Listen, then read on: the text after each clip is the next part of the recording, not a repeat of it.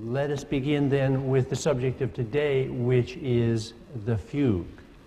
Every educated person should know what a fugue is. Why? Because it's an intellectual model, an intellectual paradigm that surfaces in a number of disciplines. For example, in poetry, oddly, if you've ever peeked at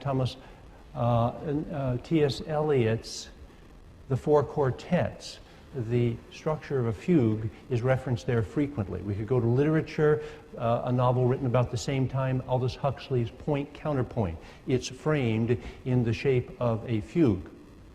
We could go to geology. Geologists occasionally will say, this particular crystal has a fugue-like structure to it. Turning to painting, there are painters of the 20th century, I can name at least three, Franz Kupka, Henri Valence, and Joseph Albers, who used to be the dean of our own School of Art and Architecture. They all painted fugues, and we will be looking at Albers' fugue, which actually happens to be in your textbook when we come to section this week. So be sure to bring your textbooks to section this week because we will be using them. I'm interested in the fugue also because of this book, Douglas Hofstadter's Gödel, Escher, Bach. Oh my, it's heavy. Mine, I didn't bring in my copy. This is the Bass copy that Linda was kind enough to pull over. Mine is a paperback. It's not this heavy. But in a way, this is indicative because it's heavy reading. Anybody ever peeked at this book and any other? Good. Is it Adam? Yeah, Adam. What course did you read this in? Recommended by friends. I can follow about the first 25 or 30 pages or so. Then when it gets to the math, it really gets over my head. But what it is an attempt to use the fugue as a way of bringing a common mode of understanding to the visual arts, to mathematics, and to music. The musician that is foregrounded here, of course, is J.S. Bach, the master of the fugue. So we want to know about how fugues operate. So let's take a look at the specifics here. The term fugue actually comes from an old Latin word, fuga, which means flight or to fly. So in a fugue, what you get is one voice going ahead, leading ahead, and another voice following it. Now I just used the term voice there. Fugues can be written for actual voices, sounding voices, or they can be written for instruments such as the violin or the cello, individual lines. They can even be written for instruments that can play several lines or several parts at once. The piano can do that, the organ can do that, even the guitar, and occasionally the violin will be asked to do that. Fugues have been written for as few as 2 voices. Yes, you could have a 2-voice fugue up to as many as 32 voices. And they can be, as mentioned, written for, and they are best perhaps performed on these keyboard instruments that have the capacity to play many lines, many parts, many voices at once. The greatest collection of fugues, as you may have bumped into, heard about, or at least heard the term, is this collection of preludes and fugues by J.S. Bach called the Well-Tempered Clavier. First of all, what's a prelude? It's just a warm-up piece. You sort of get relaxed, you get to see your fingers, get a feel of the keyboard or of the lute or whatever it might happen to be. A prelude, a pre-play, a warm-up. And then we go on to the meat of the issue, which is the fugue. Now, why is this called the well-tempered clavier? Anybody know? Anybody have? That's an odd term. Clavier just means keyboard, the well-tuned keyboard. Thoughts there? Well, what was going on in Bach's day is that they didn't have a keyboard they didn't have a tuning system in which all of the pitches were exactly a half step apart. Some were slightly closer together and then others farther apart. And the key of C actually had a slightly different sound than the key of D. And it's only in the 18th and 19th century that we gradually shifted from an unequal keyboard to an equally tuned keyboard. So Bach is kind of part of this transition to the equal tuned keyboard. He was getting close to the equal temperament of the modern keyboard. And that's why he called it the well-tuned keyboard. And by tuning it this way, it allows you to modulate to all keys. And that's what he did in this collection. He wrote two books, one in about 1722 when he was in Curtin, and another about 1742 when he was in Leipzig. And in each of these books, we have a total of 24 preludes and fugues. One prelude and fugue in C major, one prelude and fugue in C minor, one prelude and fugue in C sharp major, and one prelude and fugue in C sharp minor. And so on it goes, all the way up the keyboard in that fashion. Two books of those.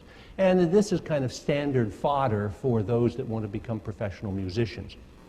Okay, so that's what that is about the well-tempered clavier. We've been referencing Bach here, and nobody, of course, wrote better fugues than J.S. Bach. Some continued to write fugues. Mozart wrote some fugues, Haydn wrote some fugues, Beethoven wrote some fugues, and so on. And even into the 20th century, we have a few composers.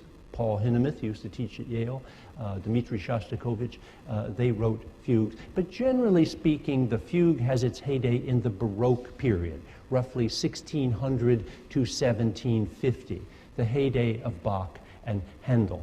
How do fugues work? Well, they start out, as mentioned, with one voice leading forward, and then another voice imitates that voice. Exactly. Now, if that following voice, here's a question, if that following voice imitated the leader exactly from beginning to end, what would we have?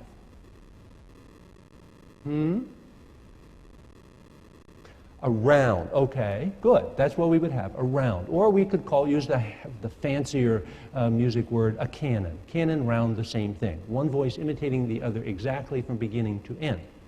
But in a fugue, what happens is, after the main idea, which we'll be calling the subject, the main idea is stated, then the parts go their independent ways, generating counterpoint. But they're not exact. They're not precise duplications of the rhythms and the pitches of the leaders. So what we could do would be to visualize this in a sort of crude way up here. You have a leader and then a follower, and the follower duplicates the main idea, which we're going to call the subject, for a period of time, but then it kind of breaks off. So voices will come in and duplicate a certain amount of material and then break off and go their own way. So that's a good way of thinking of the beginning of a fugue, which we will call the exposition. I'll come back to that point in a moment. Notice here I put a silly little tree up here. We could say that we have the genus polyphony here. We've got monophonic texture, homophonic texture, and polyphonic texture. So within polyphonic texture, we have non-imitative texture, and then a stream of imitative polyphony. And then two forms of imitative polyphony, rather strict, exactly strict imitative polyphony, the canon, and less strict imitative polyphony, the fugue. Okay, questions about that so far? All right, let's go back to the beginning of a fugue. We have this opening melody, the distinctive part of it, which we're going to call the subject. That's just what we call the melody in a fugue, the subject. And the way this works is, in a fugue, each of the voices in turn will come in with that subject. One will start out, then another will come in, then another will come in. After all of the voices are in, we're at the end of what we call the exposition of the fugue.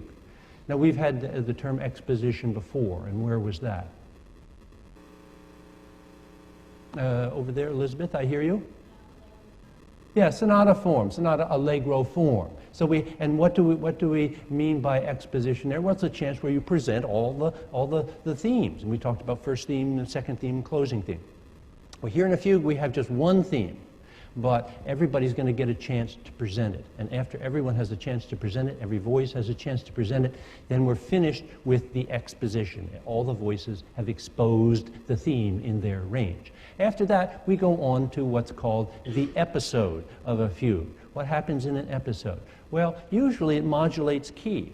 And the vehicle through which composers frequently modulate is melodic sequence, either up or down. You can kind of move around by using sequence. You can get to different places by using sequence. So it tends to be a contrapuntal because it's using little motives from the theme. It modulates, moves around a lot, goes to different keys, sounds a bit unsettled. If you were to think back on sonata allegro form and try to find an analog for sonata allegro form in the fugue episode, what would it be? What is the episode of a fugue like in sonata allegro form? Roger? Exactly, the development section. So these episodes in a fugue are sort of mini development sections. So visualize, if you will, we start out here with the exposition in which all voices present the subject. Then you have this kind of free period in which the motive out of the subject is played with, developed, moved around different pitches. Then the subject will come back in a new key, because we've modulated in the episode. And subject in just one voice, new key. Then another episode in which there's modulation, more counterpoint, more movement. Another statement of the subject in a new key. Another episode, another statement of the subject, and on it goes until we run out of energy, usually about after 4 or 5 minutes or so, at which point the composer will bring the subject back, maybe in the bass or in the soprano, in a very prominent range, in the tonic key, and we have the sense, this is a very solid moment. Yes, this fugue is ending. And maybe they'll throw one or two chords on at the end, but that's it. So it's a complex form, but maybe not quite as complex as sonata allegro form. What's a definition then? If you're taking notes there, what's a definition of a fugue? Well, I wrote a definition of a fugue, and I will read the definition out of the textbook. Students don't like this, I found, if you read out of a textbook. But I ought to be able to do this since I wrote the textbook. Okay? So I'm going to read a good definition of a fugue here. Definition of a fugue. A composition for 2, 3, or 4 parts, played or sung by voices or instruments, which begins with a presentation of a subject in imitation in each part, the exposition. Continues with modulating passages of free counterpoint, the episodes, and further appearances of the subject, and ends with a strong affirmation of the tonic key. Well, you can't write all that down, but if you want to just put in your notes for definition of fugue, see page 144 of the text. Fortunately, as I say, it's easier to hear and look at fugues than it is to define them. All right. Now, today we're going to do something different. It's the only day in our course where we're actually going to look at music, okay? We've handed out music for you, an entire piece, an entire fugue by J.S. Bach here. And ideally, I guess we'd be in a seminar format and we'd all be standing around the piano here. So my first question for you is, for how many voices is this fugue written? Look at just the first page and look vertically and see what's the maximum number of pitches you have sounding simultaneously at any one moment.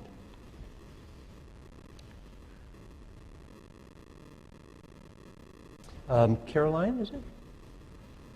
3, okay? Yeah, we have 3. If you look through there, sometimes at the very beginning there's just one voice, and then there are 2 voices, and then there are 3 voices, 3 lines. But it never gets to be more than 3 lines. So we have our exposition here, and it consists of 3 statements of the subject. We're going to call these 3 voices or lines the alto, the soprano, and the bass, which comes in bar 7 there. So here's the little bit of the beginning of this.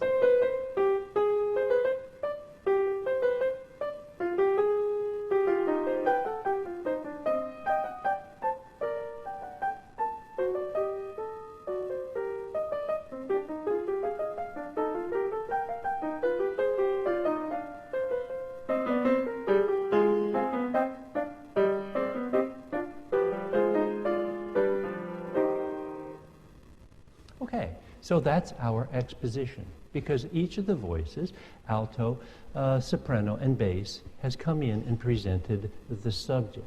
Then we have bars 9 and 10 here.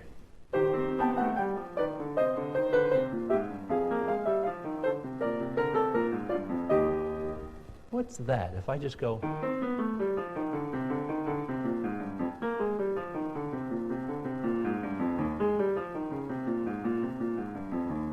Jerry, what's that? It's a melodic sequence, and which direction is it going, up or down? Well, that's hard, maybe harder than you think.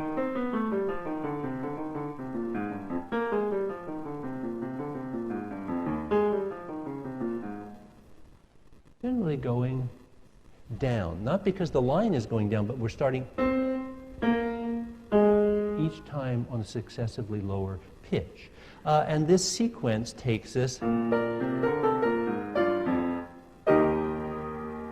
So we've started in this kind of tonality, which is minor, but now by the time we've gotten to bar 10 and 11 particularly, he's modulated. So that's what our little episode was in bars 9 and 10 there. It allowed us to move from a minor key to a major key. And now the subject comes back in, and as you can see, what voice is it in there? What voice is the subject in bar 11? Pretty straightforward. Somebody yell it out? Soprano. Okay, so here, heads up in the soprano.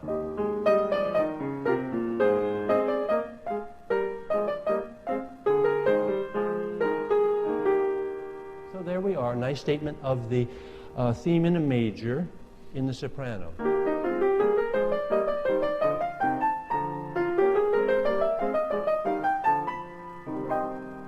What happened in that little episode? We were here, and now we're here. Modulated again to minor, and there in bar 15, where's the subject?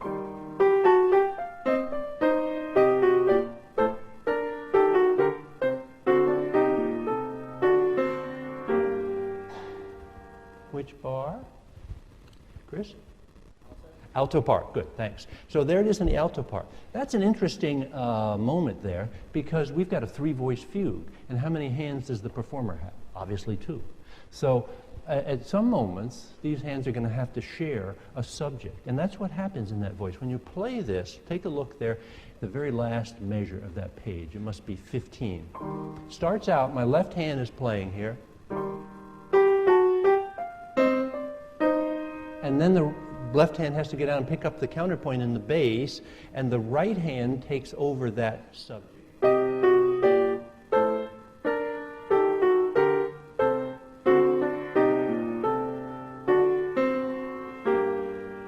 But it's the job of the pianist there, or the keyboardist, who's ever playing it, to really lean on the inside of your hand there. Because when you normally play these instruments, there's a tendency, and I'm sure Santana's a far better keyboardist than I will confirm this, there's a tendency to roll to either side. It's easier to play bass and soprano. What's hard to do is to get those inner voices. So the keyboard player has to...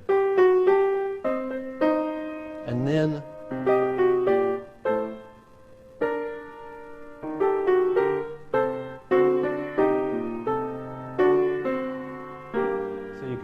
hear that. If you didn't hear it, then that wasn't a good performance. All right, now that takes us across the page there. We're now back in a minor key. This is bar 16 and 17. And in bar 17, 18, 19, beginning of 20, we have an interesting moment. It's called invertible counterpoint. What do we mean by that? Well, he has a motive.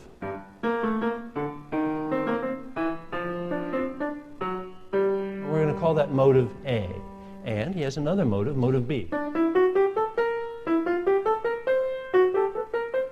So there's B in the alto, A in the bass. And together they sound sort of like this.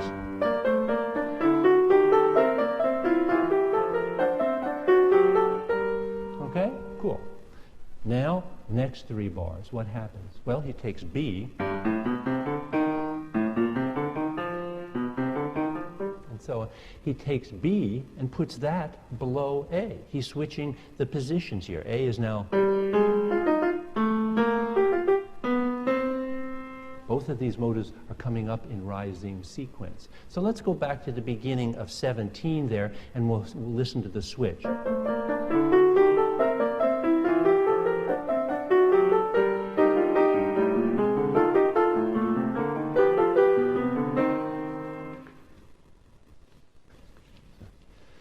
right. So that goes by very quickly, right? How long do you think it took Bach to figure that out? I don't know. He's a very good contrapuntist. Maybe boom, like that. I'd have to sit there, Santana, how long would it take you to figure out some invertible counterpoint that you could think up one melody, think up another melody that would be a harmony against it, but yet you could flip the two and it would still sound pretty darn good. It'd take a long time to kind of work that out. So that's what's kind of neat about fugue. There's all these intricacies embedded in them that almost sail by the general listener unless we happen to have the music right in front of us and can dwell on them. All right, so that takes us over now to bar 20, where we are here back, I guess, in our tonic key of C minor, and the theme is up in the soprano.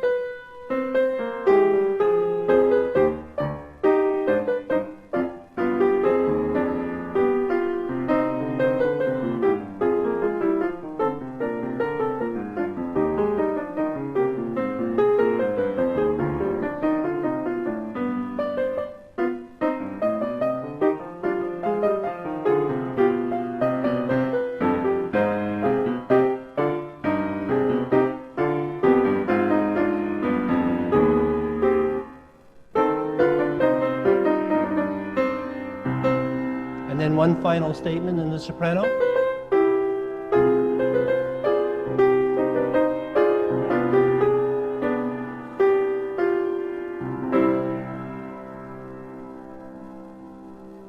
couple of interesting points there.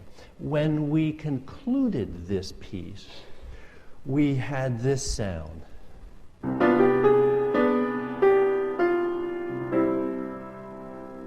What's a little bit surprising about that? We're ending a piece. It's called Fugue number 2 in C minor. We are ending here with... Does that sound like a minor chord at the end? No, major chord. All right, so he's changed it. This is a standard gambit from the late 16th right through the 18th century. Last chord, they didn't like to end pieces in minor. Maybe it's too depressing or whatever. I don't want to do that. So, with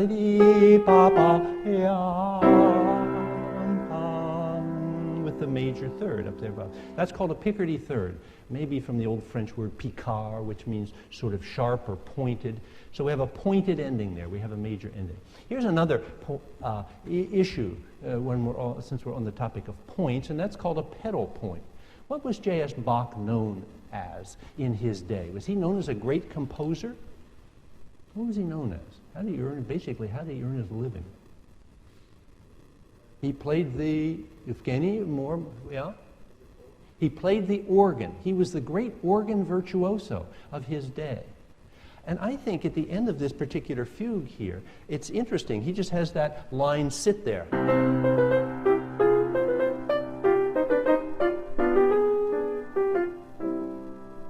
Okay, on the organ, that would just be fine and dandy, because you'd put your foot down there on that low C, and and that tonic note would continue to hold. But if you were writing this for the clavichord or the harpsichord or the piano, what happens to that sound once you hit it? It dies away. I think in the end of this piece here, Bach had the sound of the organ. He wasn't thinking, gee, if this is really for harpsichord or something, I better write this like this.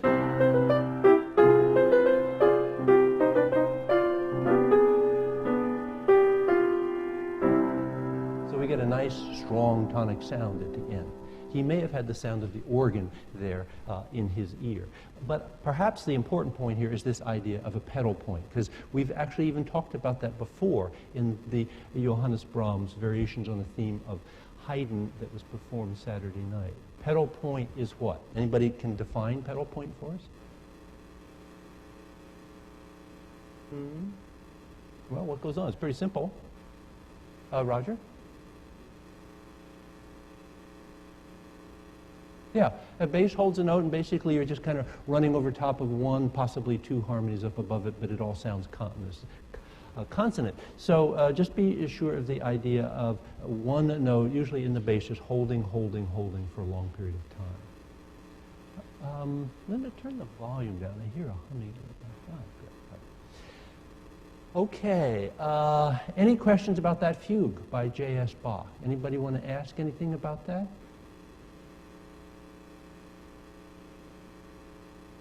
Marcus, that works for you? Ugona, okay. Thaddeus, no questions? Frederick.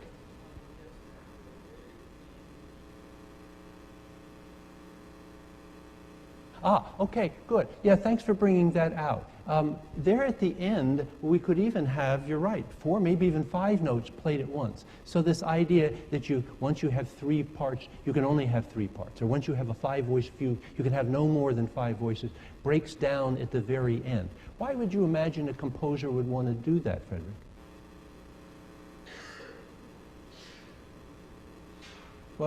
Well, no, it's not that hard, because once you get used to the idea of a C major triad, a musician would look at that end and say, I've just got a C major triad, I'm going to just bang down on it. So that's not hard technically or intellectually. But why would you raised a very interesting point here. Why would a composer want to add more notes at the end? I think it's a pretty straightforward idea.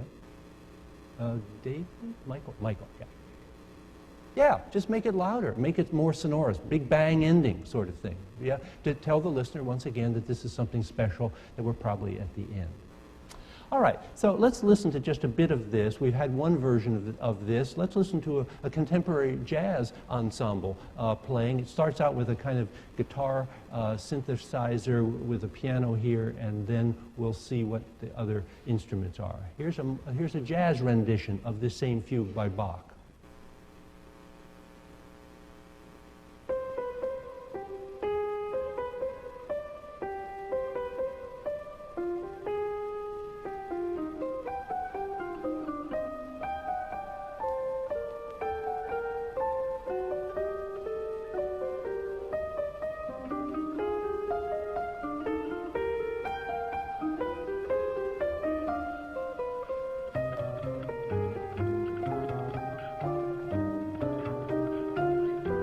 What instrument is playing this bass line?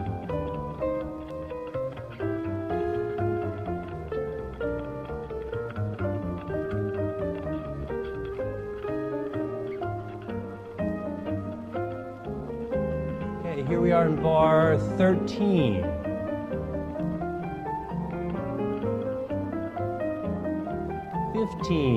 Subject in the inner voice.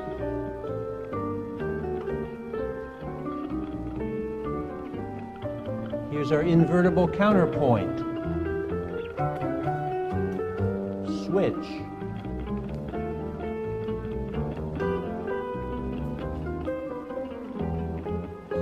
Subject soprano.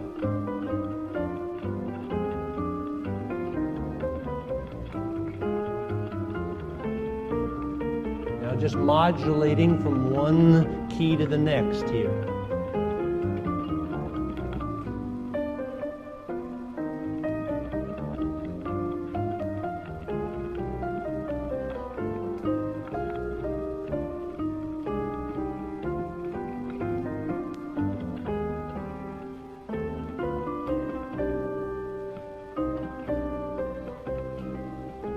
Here they actually do repeat that tonic note. Boom, boom, boom, boom. Okay. And then what they do is go off and improvise on that. But it's interesting, the similarity between jazz style and Baroque music. Why is that the case? Well, Baroque music has a lot of driving rhythm in it, kind of regular rhythm in it, and jazz has a kind of regular pulsating rhythm in it too. I ask you, what instrument was playing the bass line there? And Daniel, you started going like this. So what were you doing? The double bass of the. But is it bowed? No, it's a plucked, a pizzicato double bass. But that's a standard instrument in a jazz quartet, jazz ensemble. But it's a very strong bass, and Baroque music also has a very strong bass. So lots of similarities between contemporary jazz and Baroque music, and sometimes these jazz ensembles like to get to this Baroque music and resurrect them in a modern idiom. All right, so normally a fugue is a freestanding piece, or you could have an entire movement written as a fugue. Last movement of Haydn quartets will sometimes do that. A Beethoven piano sonata might do that. But usually they're freestanding pieces. Occasionally you run into a fugue that's embedded inside another movement. You might have a movement in sonata allegro form, and you get to a particular section, let's say the development section, and the composer says, well, I want to write a fugue here as my development. When that happens, we call it a fugato, So a fugato is a fugue placed inside another form. So we're going to listen to an example of this from the Romantic period, in which we have the young composer Georges Bizet. He was exactly your age when he wrote this. He was 19 years old. Georges Bizet wrote this symphony, and there's a lovely romantic string sound, sort of break-your-heart string sound. And then we have a segue. We have kind of a romantic transition here as he changes mood. And then a fugue will break out. And it will start in the bottom voice. So I'll tell you that much. And my question to you, or my challenge to you, is this. What's the order? Let's say, and I'll tell you this, we got a 4-voice fugue that's going to start here. Can you track the order in which the voices enter?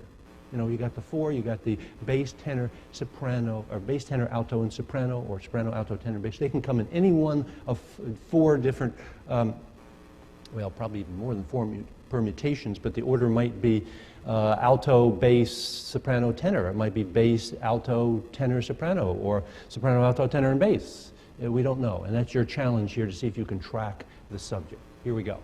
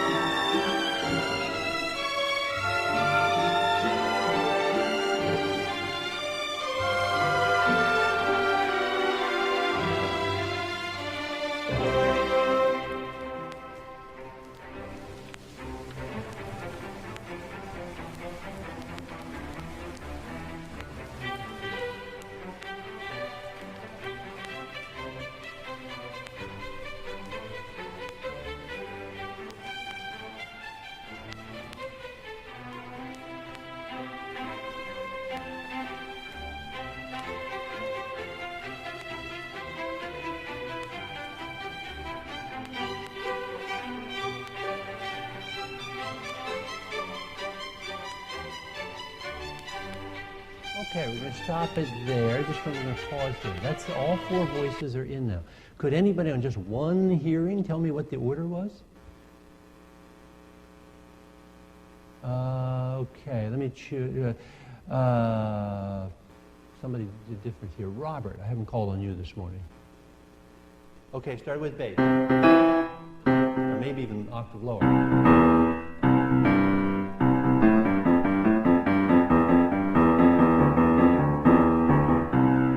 Then where did it go? Yeah, it actually went to the alto.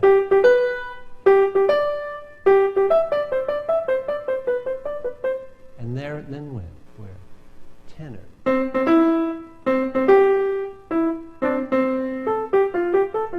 And then finally, yeah. Way up high in the first violins.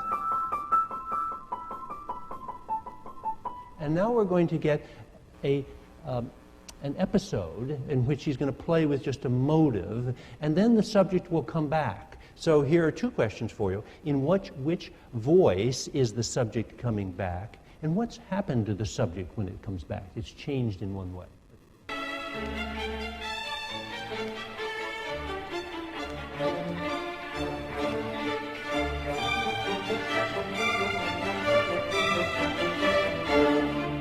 Let's stop it there. Any takers on that? If we were doing a quiz on this, we'd give you 3 or 4 playings of that. Which voice did it come back in?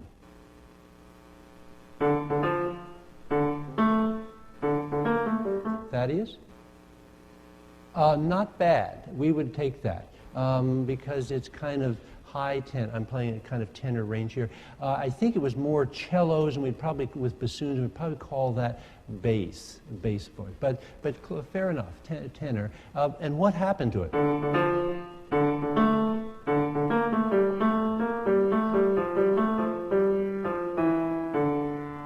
Roger, minor. So he modulated to a different key and then gave you the subject in a minor key. And that's kind of the way these fugues operate. Give you an exposition, episode which you change key, bring back the subject in a different key.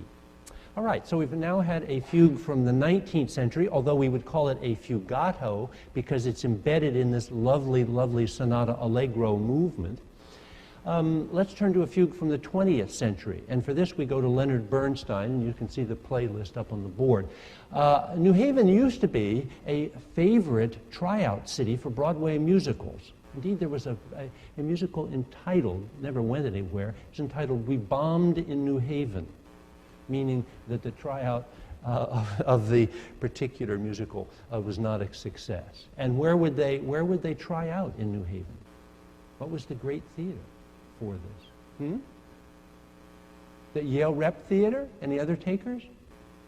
The Schubert Theater. Yeah, actually, in that period, the Yale Rep was actually a functioning house of worship. It was a church at that particular, what's now the Yale Rep. So it was at the Schubert Theater, which has been here for a long, long time. So Leonard Bernstein came in here with a show in 1952 called Wonderful Town, and he tried it out there. And generally speaking, it was a success, and he took it down the train tracks there to Broadway. But he took some music out of it, some music that he thought actually was a little bit too complicated for the choreography that he wanted to work into it. Later took that material and worked it into a freestanding piece called Prelude, Fugue, and Jazz Riff. So we're going to look at now just the fugue portion of it, because it's a very interesting kind of fugue. It's a very complex fugue.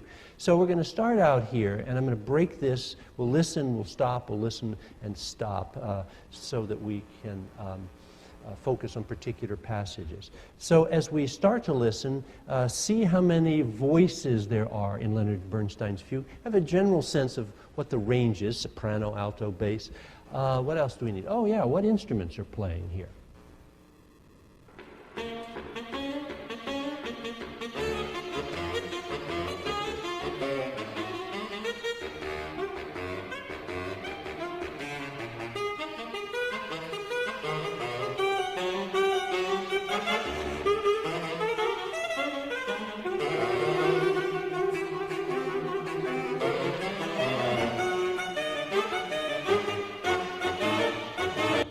So that's the exposition and a little bit of a development there. So what instruments? Ducks? Yeah, saxophones, yeah. Okay, Neelan says saxophones, and he's right. Yeah, so saxophones there. So we've got, and roughly how many did you hear? 2, 3, 4? Yeah, maybe four different saxophones, sort of alto sax, maybe baritone sax in there. And there was one, so we were playing this out, and this is rather syncopated fugue subject. Dop, beep, beep, beep, beep, beep, beep, beep, beep, bop, bop, bop, bop, bop. Let's listen to it again. No, we don't have time to do that, but here's one thing that happened. That kind of sound, deep. Then after one episode, one of the saxes brought back that subject. What's it doing there?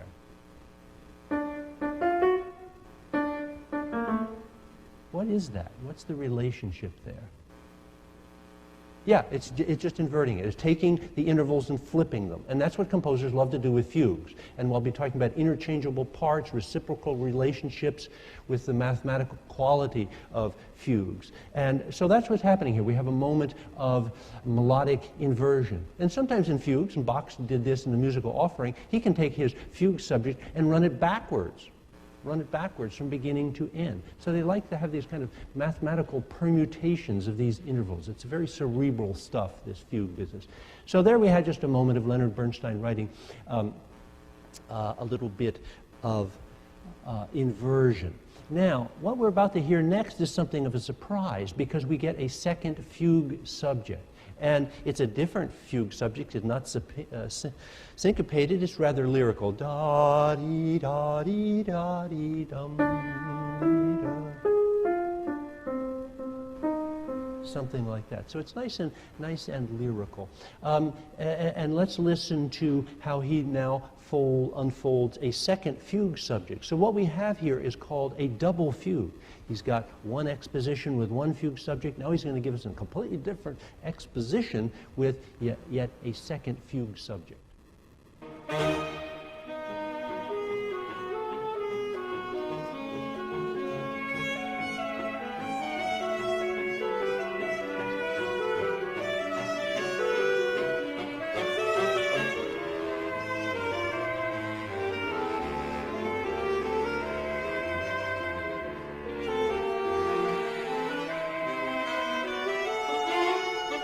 And then number 1 comes back.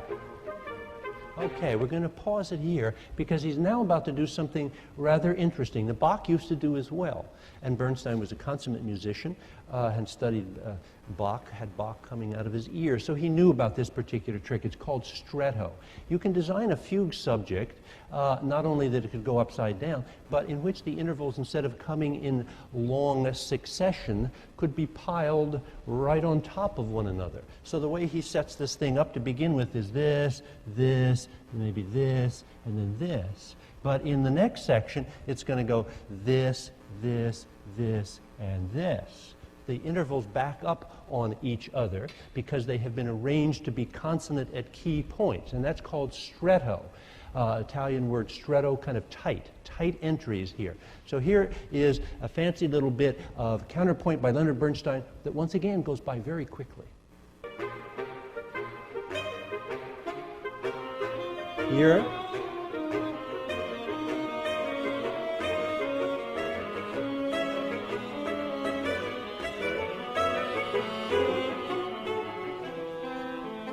Now he's going to bring back the two subjects together. We have 1 and 2 together.